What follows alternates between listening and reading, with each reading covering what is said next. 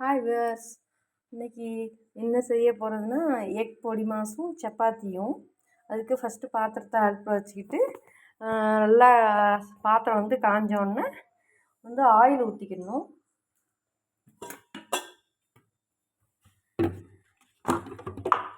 Oil ஊற்றிக்கிட்டு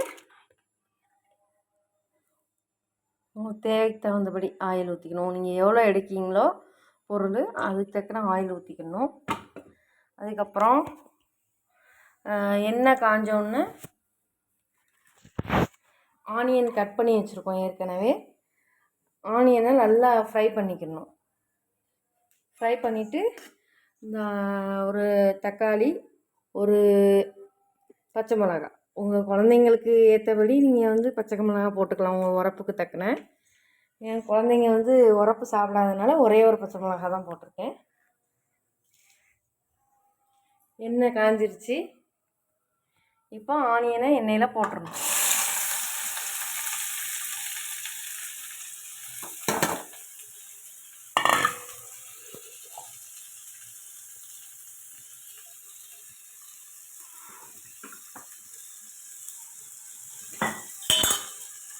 நல்லா fry பண்ணணும் ஆனியனில் ஆயிலில் போட்டு. ஓகேவா?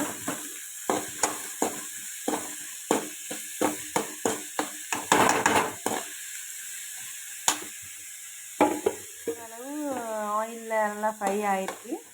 அப்புறம் ஒரு தக்காளியும் ஒரு பச்சை மிளகாயும் நறுக்கி வச்சுருக்கோம்ல, இதையும் உள்ளே ஆட் பண்ணிடணும். ஆட்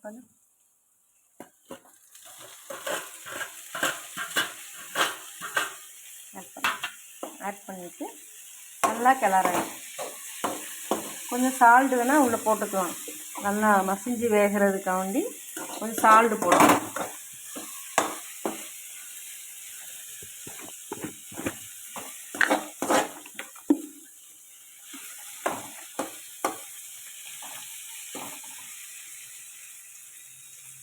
உப்பு உங்களுக்கு நீங்கள் போடுற இதை பொறுத்து உப்பு சேர்த்துக்கணும்.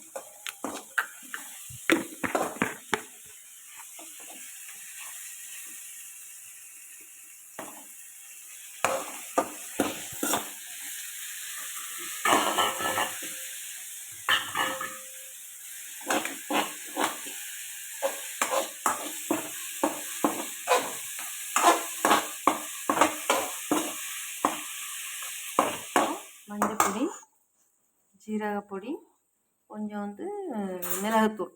சரியா? இதெல்லாம் நல்லா இதானோன்னு மிக்ஸ் பண்ணி ஆட் பண்ணணும். வெங்காயம் வந்து நல்லா ஃப்ரை மசிஞ்சு, தக்காளி மிளகாய் எல்லாம் நல்லா மசிஞ்சு வெந்தோடனே இதெல்லாம் ஆட் பண்ணிக்கணும். சரியா?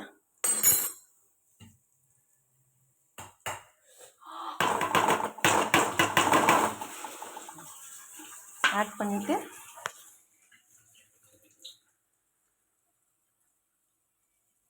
நல்லா ஃப்ரை பண்ணலாம்.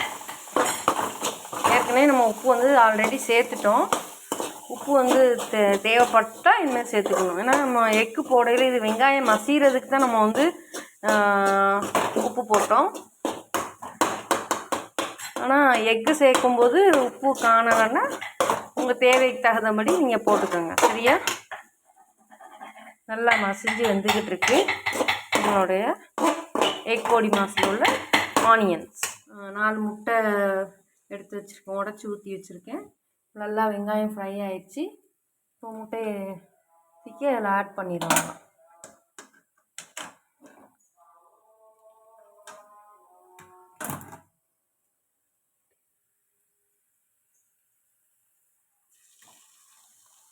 என் பையன்தான் முட்டை ஆட் பண்ணுது.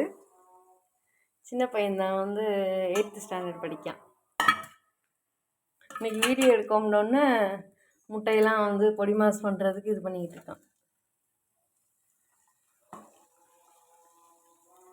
கொஞ்ச நேரம் அதிலே அப்படியே வேக விடணும். வெந்ததுக்கு அப்புறம் தான் கலக்கி விடணும். மல்லியும் கருவேப்பிலையும் நல்லா வாஷ் பண்ணிவிட்டு உள்ளே ஆட் பண்ணிடணும். ஆட் பண்ணிவிட்டு மிக்ஸ் பண்ணணும். காய்ஸ், அவ்வளோதான். அது வெந்த பதம் வந்து எக்கை போட்டு கிண்ணோன்னா வந்து வெந்துடும். எக்கு வெந்த பதம் உங்களுக்கு தெரியும்ல. என் பையன் வீடியோ எடுக்க முடியல. என் பையன் வந்து ஃபோனை மொபைல் பிடிங்கி போயிட்டான். அடுத்து வந்து சப்பாத்தி போடுறது பார்த்துக்கோங்க. சப்பாத்தி அழகு போல் தேய்ச்சி சுட்டு எடுத்தாச்சு. ஃபைனல் டச்சை அவ்வளோதான், வீடியோ முடிஞ்சிருச்சு. இதுதான் ஃபைனல் டச் பார்த்துக்கோங்க. எக் பொடி மாஸ்